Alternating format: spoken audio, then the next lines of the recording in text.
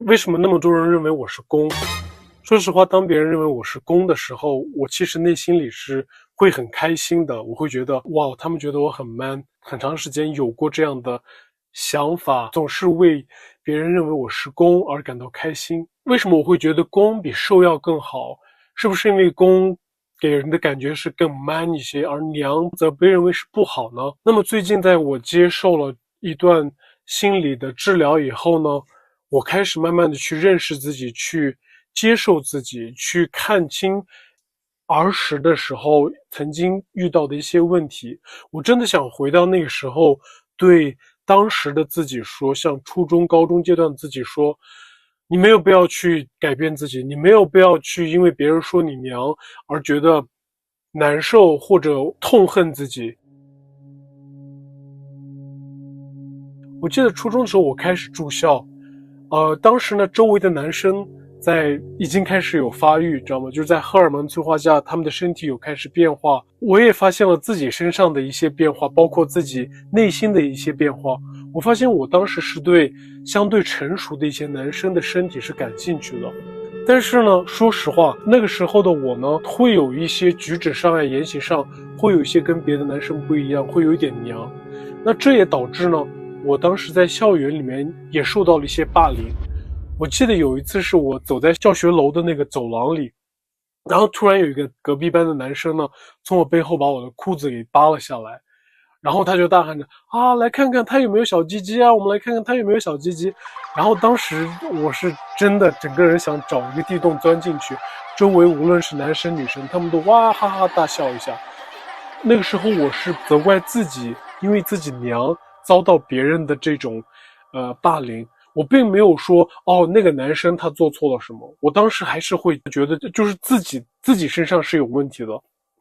尤其是当我联系到自己是对男生的身体感兴趣的时候，我就觉得哦，我一定是有很大的一个问题。然后我记得还有一次是在宿舍里，当时是晚上宿舍楼快熄灯之前，我们宿舍当时是住了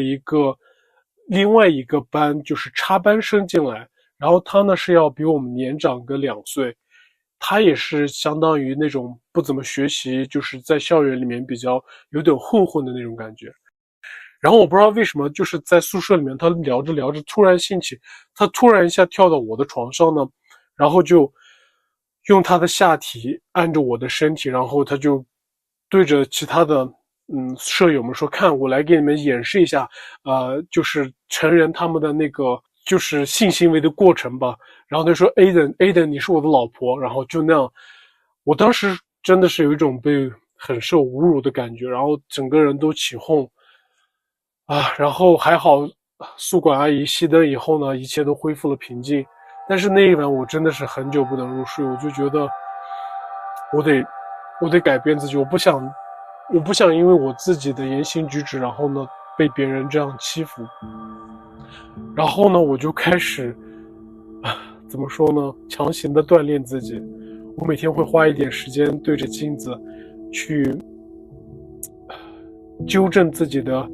行为，然后对着镜子去朗读一些文章，然后去让自己的发声呀，让自己的manner 呢更 man 一些，更有一些男人味儿。就是我从那个时候开始，高中的时候我也去刻意的，比如说我以前遇到什么开心的事，我会可能大笑出来，但是我会刻意的让自己忍住，刻意的让自己的笑，让自己对一些事物的一些反应 reaction 呢，去向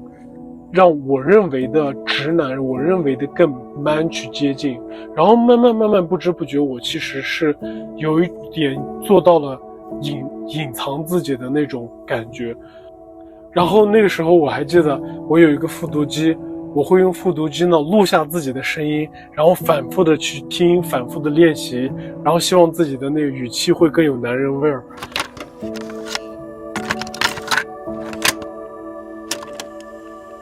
就是伴随着这样一个心态呢，当我进入同志圈以后呢，我也会怎么说呢，刻意保持自己很 man 的这样一种形象。所以当别人夸我像攻不像受的时候，我会觉得特别开心，我会觉得哇，这是一种褒奖。但其实我现在想想就觉得真的好蠢啊！每个人都有每个人不一样的性格，每个人都是不一样的，就像张国荣唱的一样，我是不一样的烟火，对吧？我当时就应该告诉自己，但是我那个时候一方面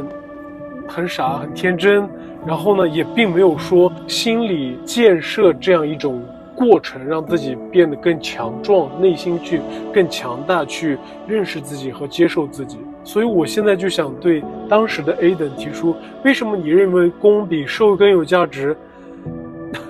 甚至我会觉得这是不是我们社会对性别角色的一种刻板印象？我不知道你们怎么看。那么我现在在美国开始接受心理治疗以后呢，我就会自我反思，我就会反思，重新审视以前的自己，然后我就觉得我当时真的是太过于追求别人的眼光。当我试图去迎合别人的时候呢，其实我可能丢失了一些我应该开心，我应该快乐的一些时刻，一些感觉。如果你也经历过类似的感受呢，我希望你知道，你没有必要去刻意改变自己，真正的你才是独一无二的。有和我类似的经历的观众，欢迎分享你的故事。只有当我们真正面对和接受自己时，我们才会变得更加强大。加油，勇敢做自己。